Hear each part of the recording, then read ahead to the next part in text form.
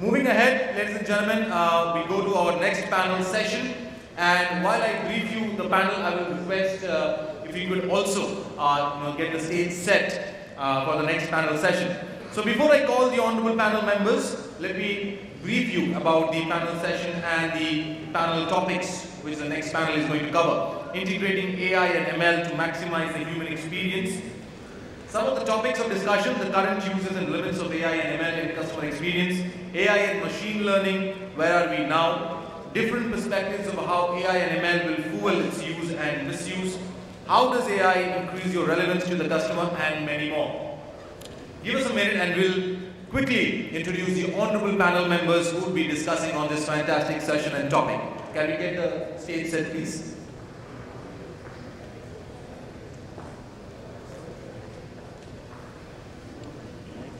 So now, ladies and gentlemen, with a big round of applause, let us introduce to you the honorable panel members. Our first panel member, and also very glad to have her, Ms. Smita Kumar, Head Customer Experience, Equitas Small Finance Bank. A big round of applause for Ms. Kumar. Welcome to the panel, madam. Extremely delighted to have you. Please take a seat. Joining her next, we have Mr. Prashant Deshpande, CISO and CDO from Shriram Transport Finance Company. A big round of applause to Mr. Deshpande. Glad to have you, Mr. Deshpande. Please take a seat. Joining next, we have Mr. Abhijit Singh, CTO and CDO from, and also member of Executive Management from HDFC Limited. A big round of applause to Mr. Singh. Welcome to the panel, Mr. Singh. Delighted to have you. Please take a seat. Joining next, we have Mr. Arun Raman, Head of Operations from Utkarsh Small Finance Bank. A big round of applause to Mr. Raman. Welcome to the panel, Mr. Raman. Please take a seat. And now, ladies and gentlemen, let me introduce you the honorable moderator for this panel, Mr. Devendra Sharnagat, Senior Executive Vice President, Data Analytics and Customer Value Management, Kotak Mahindra Bank. A big round of applause to Devendra. Devendra, welcome to the panel. And all over to you. Looking forward to a fantastic session. Good afternoon. Thank you so much for inviting us and the esteemed panel. Ladies and gentlemen, today's discussion is extremely interesting and I would say paradoxical as well. And I will start it with some data. Given that I am from data analytics, I pulled out some data. There are two. The title itself is paradoxical because we are talking about enhancing human experience with the help of machine. So we are saying that the human quotient can be increased by not using human. Okay, so that's one, but of course that's the future. Second, to set the second paradox, I want to use one more data set. There's a research by ET which recently talks about that almost 80% of my customers do feel that customer service is mostly an afterthought. It's usually not thought through when you design a business and a product journey. At the same time, customers, almost 80-85% customers do also feel that one bad experience, a bad experience in the service is good enough for them to switch the organizations, the relationship. And now this is still not paradoxical, these two are in line. What is paradoxical is almost 88% of the organizations, CXOs, do accept that a bad customer experience will take the customer away. So while 88% do agree, majority doesn't, and that's why this whole discussion and debate. So with this, I would like to open this discussion. I would like to welcome all CXOs. The panel is very, very strong. We have got CTOs, CXOs, CIOs, CISO, and Head of Customer Experience. And I think they are very well equipped to answer this. So I would like to open this debate with an opening thought from each, top line thought from each of the panelists on their impression of the title itself. So I'd like to start with Arun. Arun, what do you think?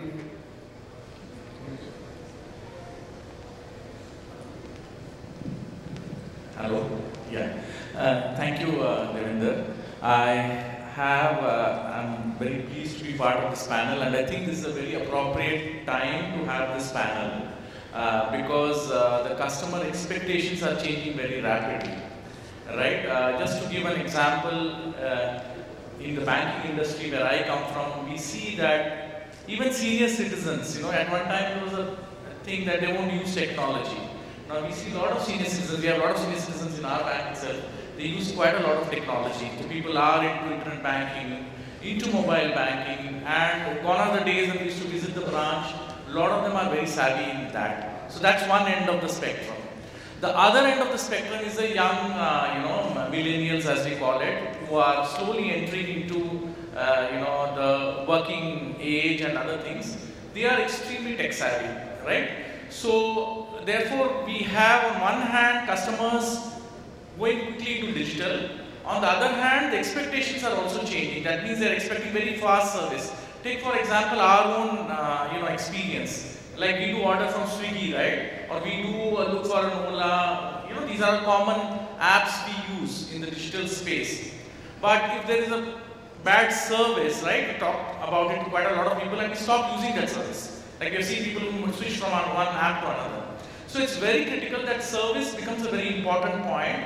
And like Devinder, you had mentioned that in the product design, nobody looks after service, right? So we have designed the product, whether in insurance, banking, whether in manufacturing, but later on the service aspects are coming in.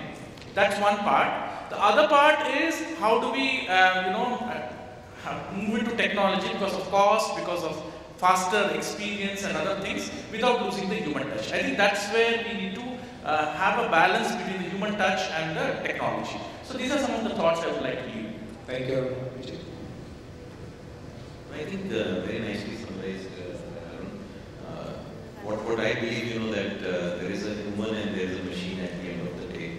And what one should do is machine can do the repetitive task and human can actually exercise the judgment. So the man plus machine combination actually can be very useful both for customer experience, productivity, as well as, a lot of cost savings for the organization where it's being deployed.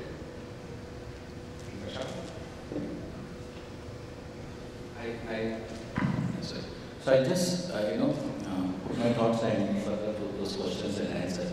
So, issue today is that everyone knows how to do it, okay? But the main question is what to do, okay? A lot of tools are available, a lot of things are available. Which area or which particulars, how to improve the customer experience, okay? If you ask, is there any single answer how to improve the customer experience? The answer is no. Okay. So what we have done, like Shriram mentioning the flavor of customers we have. My all customers are truck driver. As we are in a used vehicle finance business, my customers are truck drivers, and then we have a senior citizen process. Now, how to improve that experience? So we have used AI and ML technology. I discussed in the course of our discussion. But then, yes, we have targeted first the critical services which are very expected from the customers, and then we have implemented for other departments. So we just discussed in the course of. Thank you. Smita, you are in the thick of things. Yeah, hi Sanet, and the rest of you who are here. Glad to be a part of this discussion. So when you talk about human experience, I'd like to start off this discussion with two examples, real life examples which have happened to me and as recent as today. So I booked an Uber to come here. I'm based from Chennai. So when I came here, I got stuck in the traffic for around 5 minutes. So Uber sent me a nudge message saying that is everything okay? We noticed that your car is not moved for the last 5 minutes. So for emergencies, call here, do this, do that. And I thought it was just lovely. And that's an experience. That's a human experience for me because it identifies that I'm stuck somewhere and it just wants to make sure that I'm safe. So that's one of the experiences that I had today, right in the morning. And the other experience was with, either a Swiggy or a Zomato they give you just beautiful nudges. So if you're a person who's actively using their app, they kind of send you messages like, we're packing lunch for you, okay? All that you need to do is just tap here. So these are the things that, I'd like, or probably as a customer, I look forward to, right? That personalization. They know that I am a person who's probably doing a lot of these Swiggies and Zomatos, and it knows that probably that nudge from me may increase their sales, but nevertheless for me it's like a nudge to me. So that's the experience that AI is powering today. And I think without AI, today none of these experiences are really possible. So there's a lot ahead. Banks, I work for a bank, and hence banks are utilizing AI for a whole lot of things. Right, so which in the course of discussion I think we can have, but I think AI is the way ahead, and human experience in bits and pieces, yes, we do get to see it in our day-to-day lives. We should progress really well in the future is my view.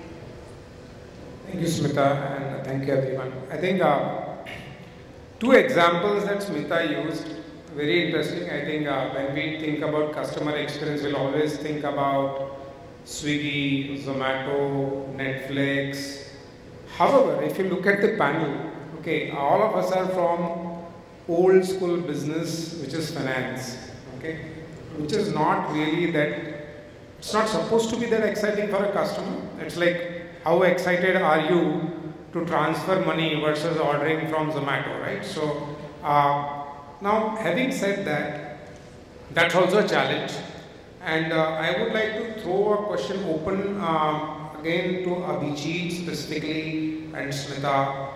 That how do you think that this industry, which is supposed to be the oldest, one of the oldest in the world, is catching up to CX and use of AI and ML in human experience and customer experience? What according to you is happening in this space for finance as an industry? And secondly, of course, what according to you is coming up? Maybe it's still work in progress, but what's exactly coming up, which according to you can be as exciting as a Swiggy or as a Zomato? We'll start with Abhijit. No, quite interesting. You make that comment, So mostly I think in financial services, we've been quite harsh on ourselves, frankly. We forget that there is a regulatory overhang that is there. I think we forget that the first bank was made in 1400. Banking as an industry has been more than 400, 500 years old. Yeah. Zomato wasn't there in 1400. So this industry, one of the things that you find is it's very adaptable to change within the regulatory environment. And here I think some of the brand principles are very different. It's about trust. It's about you're putting your money there. It's about security. It's about how things how safe it is, how available it is when you need it. So whatever you do on Zomato, ultimately you need UPI or you need your credit card to work. So it really plays a very strong role. But many times, because the other apps are more flashy, we forget, that there is some engine running behind which has to run, more than 99.99% accurate. Otherwise, that whole experience is broken. Just imagine you go to Zomato and the credit card doesn't work, the experience is gone. So at the back end, the banks are really working hard. What I do see where things are moving, for example, in the AI itself, one is that, to my mind, we should not get very blown away by this word AI as well, because it's not something that can do a human being's job. These are small tasks, which based on previous data, you are automating and actually predicting an outcome. So some of these places one has to also exercise a little bit of caution that if you do on fraud detection and some new fraud happens, you should be smart enough to have a process by which it gets caught. Otherwise, you'll be in a completely different scenario. I've been in London during this COVID crisis, and they were tries to work for fintech bank earlier, and we were very clear on credit. But if you go overboard, you can end up with a 25% NP on your book if you just go with AI as a word. So some word of caution there. But I think where it's really helping us is on knowing your customer. So there are many of these NLP algorithms, etc., that you can much better as you move on. So that's something that I personally feel is very useful. When you're doing, like I think Smita said, understanding there's a lady in a taxi who's waiting for 5 minutes. That's a beautiful use of data, statistics, and things like that. The other piece I think is around simplicity, efficiency, productivity, which AI actually gets, or the new technologies actually get. It's a very simple interface. You take data, give a nudge, give an action that a customer can take and move on. For example, you go to Amazon, you buy something, and you get a suggestion that these 2 products are also bought by other customers. So it's a beautiful thing, that helps you.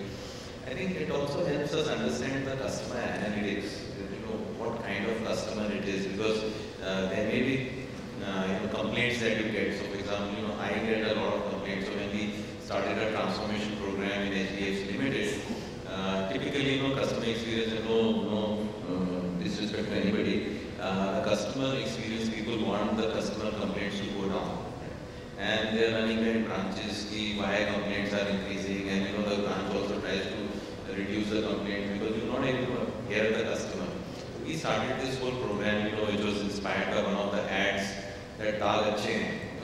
So we said, okay, Daag Achhe Hain, the customer is taking all the effort to tell us. Let's at least listen to him, and for 2 years, let's not put any targets. Let's listen to what the customers are telling us. Let's understand what it is and change our processes. And we got huge amount of feedback. So, as an organization, we are very proud of our customer service.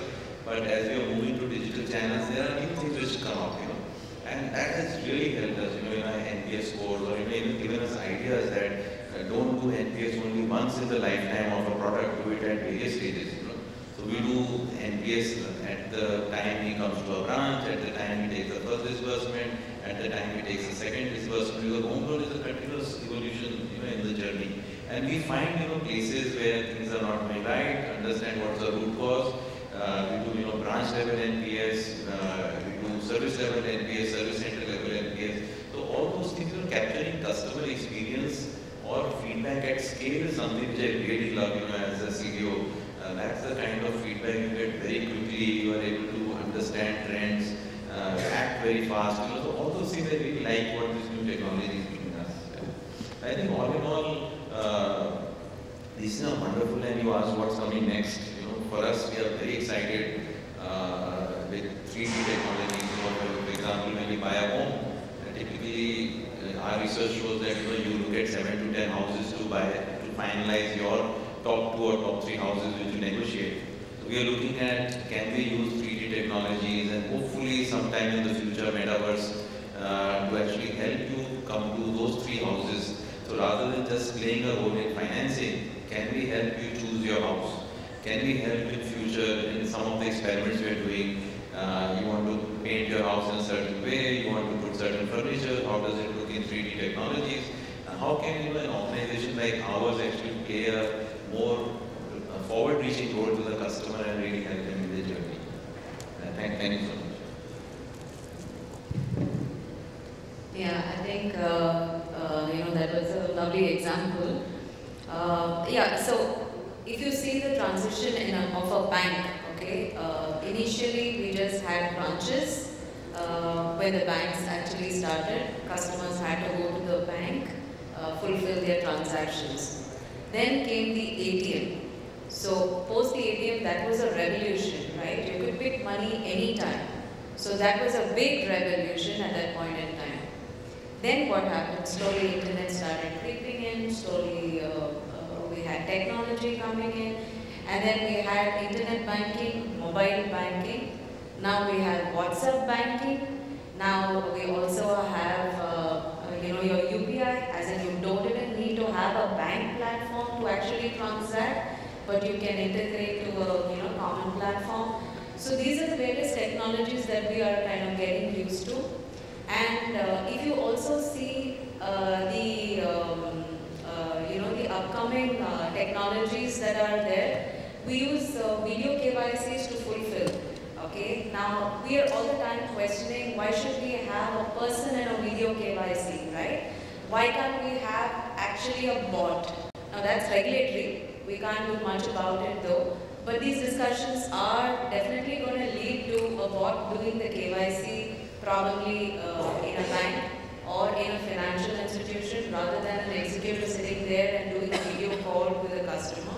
So that's something that I feel will be allowed by the regulator in future, because there is nothing different that a person sitting there is going to do than the bot. So we are just asking the customer to show his ID proof, which the bot can identify. It scans the details. Customers are asked to sign in front, so that also the bot can do. So various activities today which human beings are doing, definitely there is a lot of scope, provided the regulator also accepts it. So that's something that I'm seeing as a future for banks at least. And also, if you see, is it going to replace humans in a big way? Definitely for the mundane tasks, right? Like we had the other panelists also speak about it. We have a lot of mundane tasks which we don't need human intelligence for, right? Human intelligence can perform much complex tasks. So I think that's going to be reserved for the humans, and these kind of mundane tasks will definitely be taken over. Thank you, Smita and Abhijit. I think the second question that I want to ask to Prashant and Arun, because I think they belong to organizations which has got as roots in the interiors of India, and not necessarily metros, while they have presence in metro. And this whole bandwagon of AI and ML and customer experience, where your core existence itself is one-to-one customer relationship and human touch. Do you find AI ML necessary for your future as well? And where would you like to draw a line? So what according to you are the potential pitfalls of moving in this whole journey, and probably is it about risking your current model of customer experience? Yeah, so to answer the question, I just first start our AI ML journey has started. We are in the process to build a super app.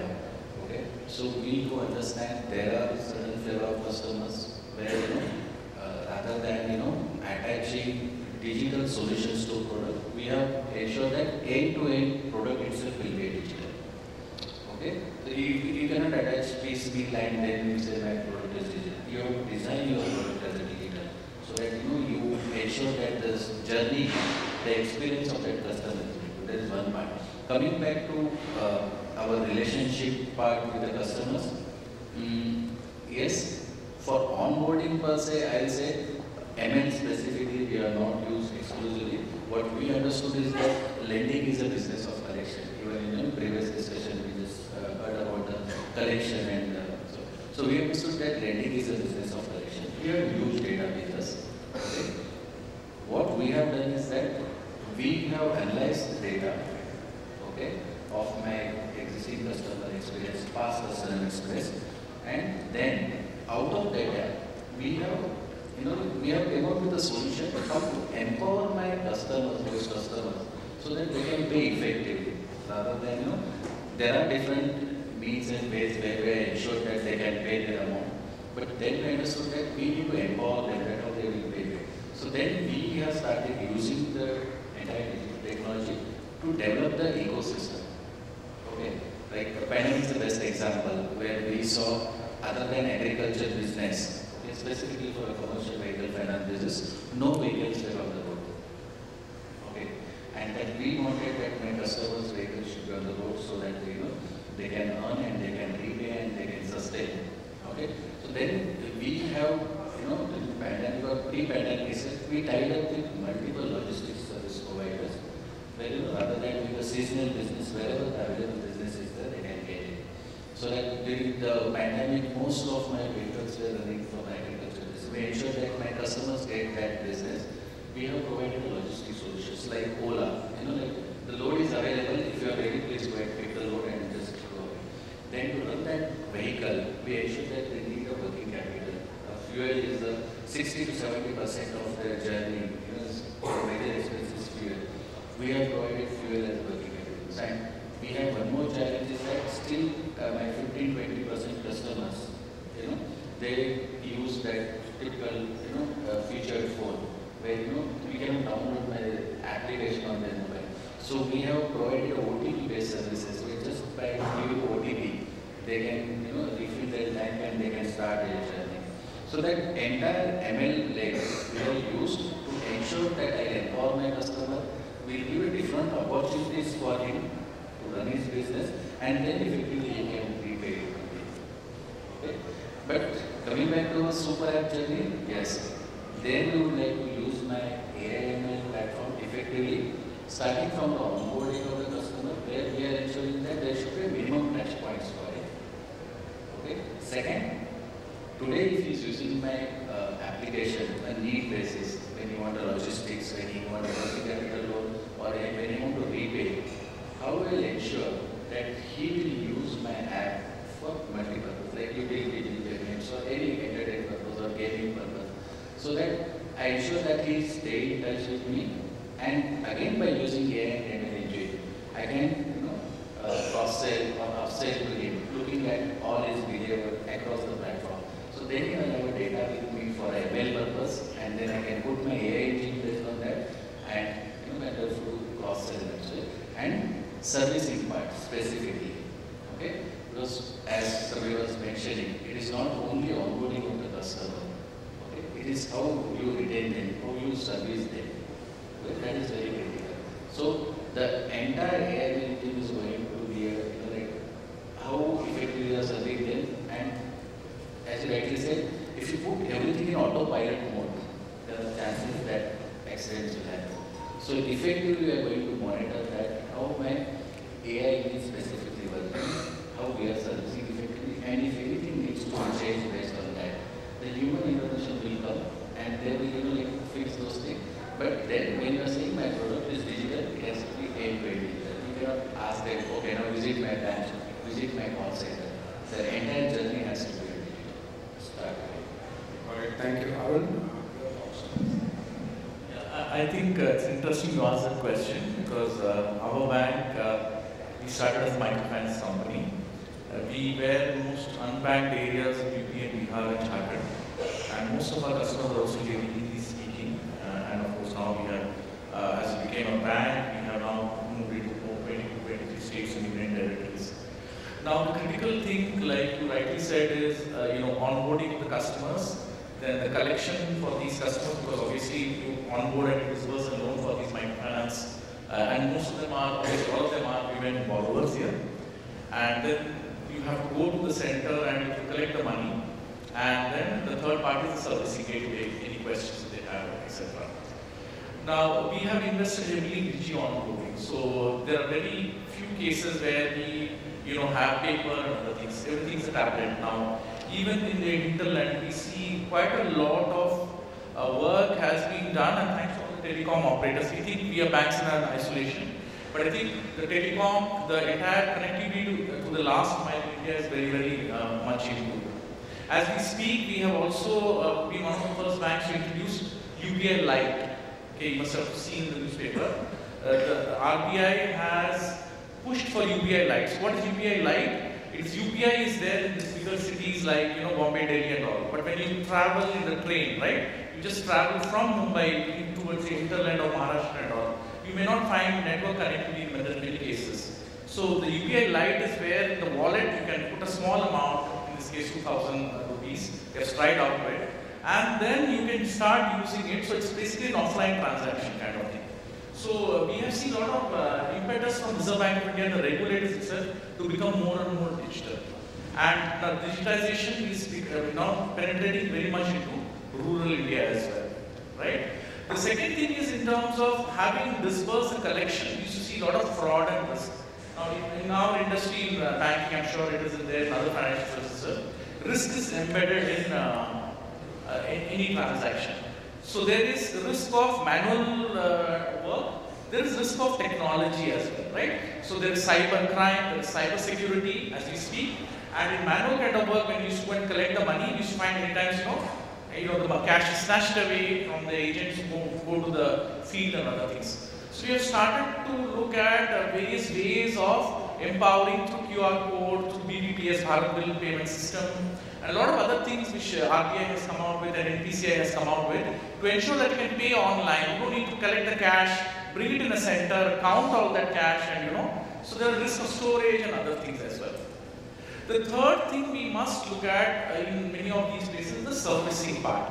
Now the way it works now is the customer all the way moves to that particular center or the branch there and has an inquiry about a disbursement or an EMI, the EMI skipped or something like that. Now many of these also through technology we have invested in something called the Mitra app, right? If you have through a technology partner called VR.net in Bangalore. So with that we can, many of these you can log in online, and somebody talked about language, right? It's becoming more and more important. The English speaking persons in this country are very, very less. So we will need to eventually get into multilingual modes of communication to look at the hinterland specifically. So these are some of the things I think where technology and the customer service and as well as the large telecom players all come towards a symphony, so that the entire the infrastructure, the software as well as the human touch, all of it remains. I think that's very, very important. Working in the ecosystem. Thank you, Arun. With that, I just want to switch to a small section. I think what we have heard so far is about organizations realizing that use of AI and ML for customer experience, ultimate customer experience is important. They are taking multiple steps to move forward. But still it sounds pretty much top down, right? Like we do feel that I have to sell my product, my services, and therefore I do feel that this is a better way of giving customer experience. If we flip it, and in fact I want to come to Smita for that, what about voice of customer? So how seriously do we take into account voice of customer? One stats that I want to again share is it said that almost 60% of my customers, 55 to 60% of my customers who have got a bad experience, who have got a good experience will tell it to at least 40 other associated people. While so customers are more vocal about positive experience and it really spreads fast. While customers are relatively less vocal about bad, but even that spreads faster. So while only 50% of your customers having bad experience will propagate it further, but the propagation network is much faster. So they may tell to 50-55 people on an average. Now if it's so important, and we also earlier spoke about 88% of the corporates do feel that customer voice matters, what are we doing about this bottom-up journey on, and how seriously are we taking voice of customer? Yeah, I think that's a great question. So I think, at least in the banking sector, I hear that every bank does an NPS, does a CSAT survey. So his question is, what exactly do we do with the CSAT survey? So today, we work in silos, right? Every CSAT that we do, we take that particular customer feedback, we ensure that particular customer feedback is close to. So that is the approach that many of us are following, right? However, if we were to see, that's where the AI part comes. If we were to see what has been the customer's journey, has he always given me some bad feedback, or is this specific instance that he's given me a bad feedback on? Okay, if there are tools that are going to link that entire customer journey, okay, and that's something that I see which is the future, where I'm able to assess a particular customer vis-a-vis a group of customers, a group of personas, okay, in terms of what exactly is the issues that these people are facing in the overall journey, right? I think that would be a great insight. And if you see what banks are doing in this space, so today, yes, there is like, they had mentioned about closed looping complaints. So all that has been there, we've done that, right? What next? What next is basically in terms of how are we going to look at a holistic story. Today we don't know the holistic story. So we know only the feedback that has come to us. We often don't see the person, we often don't collect that enriched information from that customer as to what's been the whole story. can be bank for the masses? Obviously, it's not possible to go and speak to each and every customer to find out how the journey has been. But that's what AI is going to do. So it's going to understand what are the various failure points that this customer has had. So probably I've done a transaction, the transaction failed, and that was the most important thing at that point in time that I had to do. I had to pay school fees, or I had to pay a particular thing, and the bank was not with me. That's how the customer feels so strongly about it, right? Whereas from the bank's perspective, yeah, we have our reject rates, yeah, UPI, yeah, reject rates are this percentage. So that's how banks perceive, or that's how financial organizations perceive, yeah, we anyways have a reject rate of 2%. So yeah, unfortunately this customer has been a part of the 2%, unfortunately. So that's how we understand a particular instance, but we really don't know the story, and I think that's the future of AI. So AI is a tool which is going to give us that powerful information as how has been that journey for this particular persona, how has been the journey for a segment of customers, for a customer. That powerful information is really going to change a lot of things in the industry for not only banks but I think all organizations. Thank you, Sudha. I just want to extend this question to Abhijit, given that you have worked in one of the best organizations across the world, and then we open up for audience. Just want to extend it for 2 minutes. The design, I am talking about, of course, you have been a CTO for very long. The core design of banking and financial services. I know that the biggest customer service is कि आपका bank चल रहा है, okay? So my transaction goes through. That's the biggest customer service. But beyond that, are there calculated calls and strategy that you as a CTO, and I'm talking about financial organizations, it's open to all actually, where your core design is changing or evolving based on the VOC, voice of customer? Completely agree with you. So, over the course of my career, I think what I found really useful, and some of the apps that I've made in my life is, even though I may not be in that company, I still see that app and the design hasn't changed, let's say, for 4 or 5 years. I do see what we have done and used AI, let's say, in one previous organization where I worked. The app is still the best mobile banking app in the country. The approach was, to take a pen picture of the customers. So we said, okay, who are our kind of customers at various age groups. Then we requested some of the customers. The voice of customer is not only about, taking a CSAT score, asking him how it is, and because it's a product we're selling to the customer, we should also be involved in the journey. So we built cohorts around, various age groups, various people, and one big learning which came to me in that time period was that not everybody is digitally native here.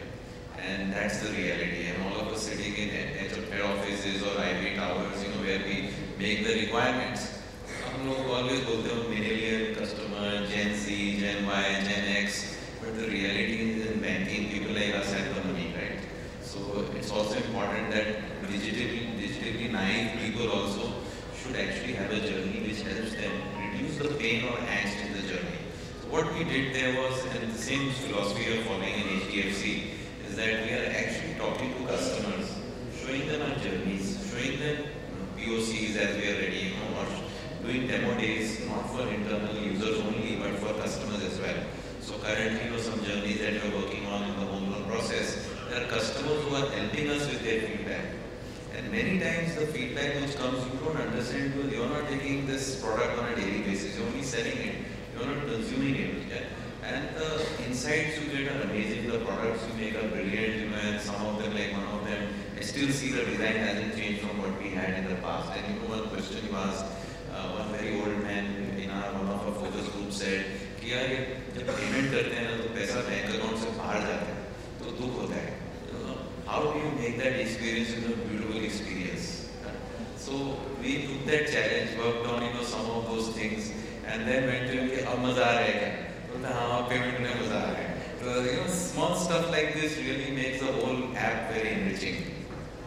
Thank you, Abhijit. I think we have only 5-6 minutes left, so open for questions to audience. Can help with the mic? Thank you, panel members. So we have time, so we'll take the questions from the audience. And just again, repeating the decorum, please introduce yourself and please do introduce your company and question to which panel member. If it is a generic one, I think the moderator can decide which panel member is the apt one. Can we have questions? If you could raise your hand, please. We have a question from the gentleman in the front.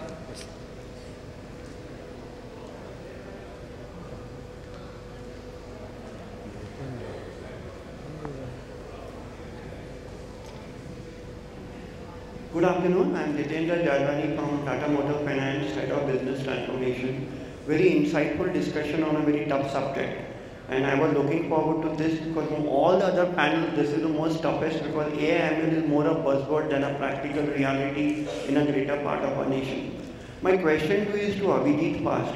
It is very pleasing to hear that you are taking the feedback from your customers and deploying that back in your design of your CX strategy.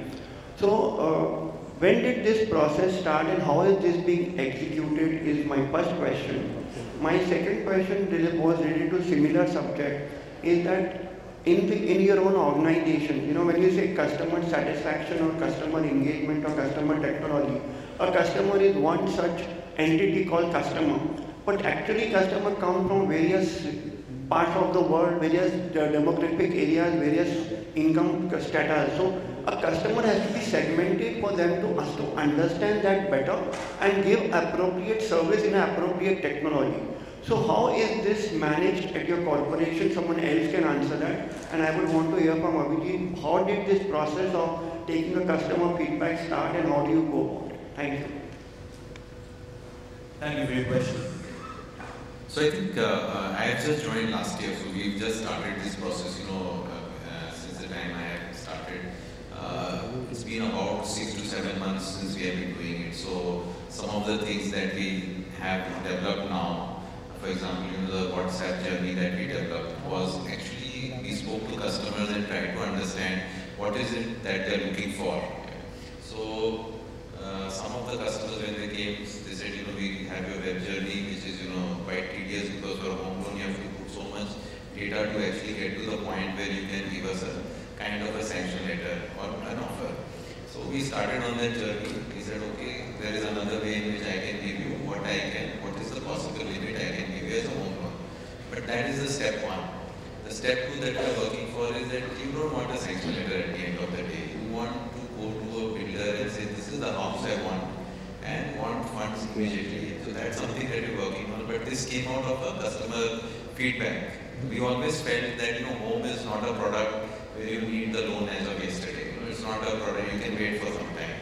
But what we realized in the whole process was when you are going to buy a house, mostly, typically it happens in India, if I can afford a 2-bedroom, I am aiming for a 3-bedroom.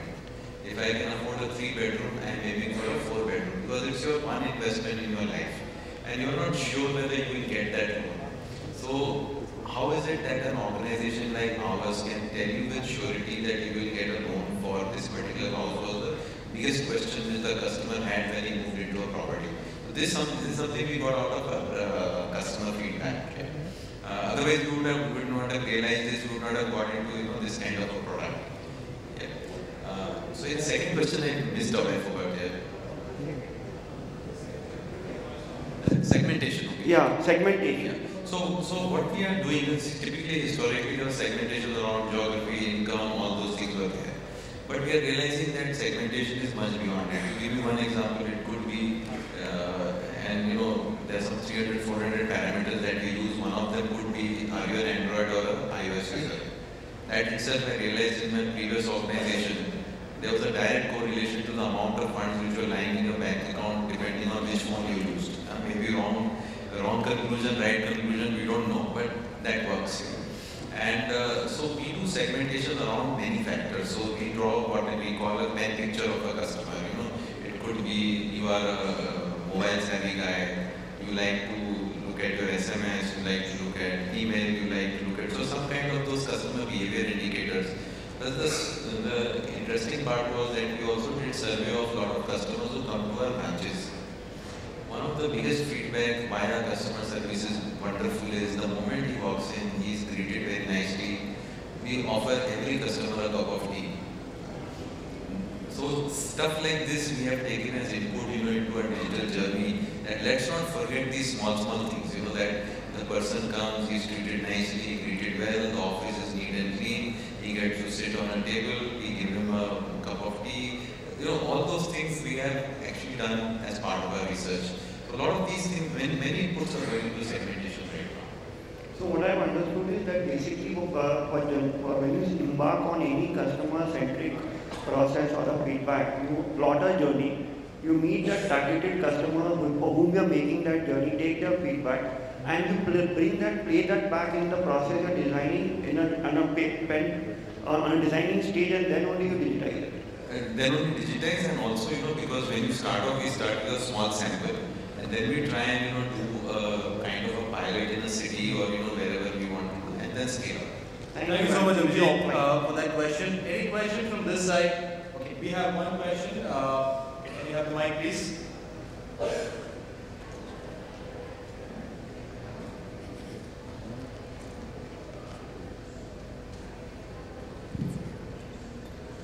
Thank you. Hi, I'm Abhishek. I'm from my own experiences. So the question is, today when we apply for a loan, we took example of home loan, where while applying for a loan, you did everything possible, try to onboard me digitally, where you did my CIBIL, you send someone at my home, someone at my office, you check my credit history, you check my relationship with your existing bank, you have done anything and everything possible to onboard me and to lend me a loan. There are applications in the market, 5 minutes, they approve or disapprove a loan. But the moment loan is approved, I like the interest rate, I like the amount I'm looking for. The moment it moves to the NASH, I'll be very honest, when my journey started for pursuing a home loan, everything was online. I was given a link, I logged in, I could see where, at what state it is, how much it is approved. I thought, I'm home. When I say I'm home, digitally it's done. The moment it is approved, everything will be online. Signing the agreement online, NASH lag gaya, bank ko sab de diya, bank account usi bank mein log mere ko loan de, sab online hota hai. But then we went back to the traditional way. They asked me to come to the branch, sit in front of the branch manager, sign the agreement, submit the check, EMI will get deducted. When I'm looking to automate the post-disbursement exercise through platform, through technology, no involvement of check, no involvement of me walking into a branch. Because trust me, in my personal experience, it took me 15 days because I was traveling since I'm in sales, I was maybe in some other city, me and my father was co-borrower, he stays in some other city. It took us 15 to 21 days alone approved to get disbursed because all 4 of us were not able to come under one roof or one bank to sign the agreement. So I mean, how banks are looking at it? आपने सब कुछ digitally कर दिया उसका school मैं answer करता हूँ. So क्या होता है कि typically because of digital, the fraud rate is very high. So one of the reasons why banks call to see you, and we've seen cases where there are 2 brothers. By chance you're looking almost similar. Your brother uploads your Aadhaar number, he has your PAN number. So all the check has been done on your brother's name, and you got a loan. When you call the brother, when you come to the office, he says, "Man, we don't liye hi." Okay, so that's the reason why most banks call you to the office. Yeah, the other things are because of regulations. ठीक है, but उसके बाद भी हो जाता है because you are depending on human beings, and at the end of the day, it's a big ticket amount. So if let's say something happens, you look at it for the other person's point of view. Let's say it was your brother who did not take a loan and on whose credit history this loan went. If that default happens, what happens to him? So you have to also think about the person whose data has been given to you and on whose basis you are giving the loan. But you are right. For that 0.1% or 1%, why should others suffer? So that's a part that we are working on, how to actually sort that out so that the journey when you come to the branch is only a cup of tea and you move on. The other piece is, where you have to sign. That's something that we are also working under the IT Act. The mortgage is the only thing where you need a physical signature. So that is something which we have also submitted to the government. Once the government does it, everything should be pretty seamless. And that's where the problem is why you have to sign 32, 42 times, sometimes horizontally, vertically, diagonally. And that's the problem of regulation. And the third part which we talk about borrower being in one place and co-borrower being in the other one. again the same problem comes. Did the co-borrower really become your co-borrower? Because when you are a borrower and something, God forbid, something happens to you, the liability is on the co-borrower. So you want to be very sure that the co-borrower is clear. It's not a simple 1 lakh rupee loan or a 10,000 rupee loan. Sometimes it's run into crores. And you need to be absolutely sure that the co-borrower can take over your responsibility. Because we believe that you should be financially prudent. So for us, for example, from HDFC Limited, you will never see cross-sell. Because we believe that, give him the money so that he can pay back the loan. Don't sell uske upar se car loan, ye wo, and make you indebted, that you will completely become delinquent as you move on. There is a gradual journey that people have, and you should be very, very sure that you are thinking about the customer. So for us, even when you go through a bad time, we believe we spend all this energy, all this data we do from you. We believe you are a good guy. For let's say 36 months you didn't default. All of a sudden, some unfortunate thing happens to you. Most people will go and catch your neck and want to take the money out of you. But we understand this may be a phase in your life. We actually work with you through that phase and take care of that. That's why 3 generations have taken home loans from us. Thank you so much, Abhijit, and thank you so much, honorable panel members, for wonderfully taking this session ahead. Now, ladies and gentlemen, a big round of applause for this wonderful panel session. We had Mr. Smita Kumar, Mr. Prashant Deshpande, Mr. Abhijit Singh, Mr. Arun Raman and Mr. Devendra from Kotak Mahindra Bank wonderfully moderating the panel, and all the panel members were wonderfully contributing. I would quickly like to call on stage Mr. Abhishek Sopti, National Sales Head from Eyes on Experiences, to kindly do the honors of felicitating this wonderful panel. Abhishek, thank you so much for joining in. We'll start with Devendra first. Devendra wonderfully moderated the panel. A big round of applause to Devendra.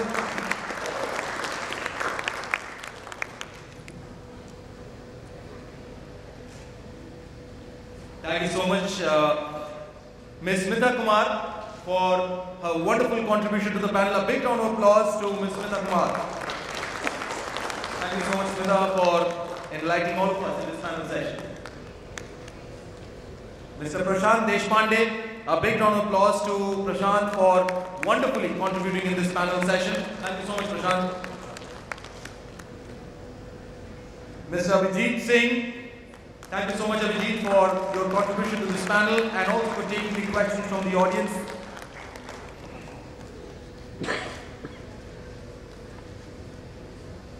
Mr. Arun Raman, thank you so much, Arun, for your wonderful contribution to this panel session.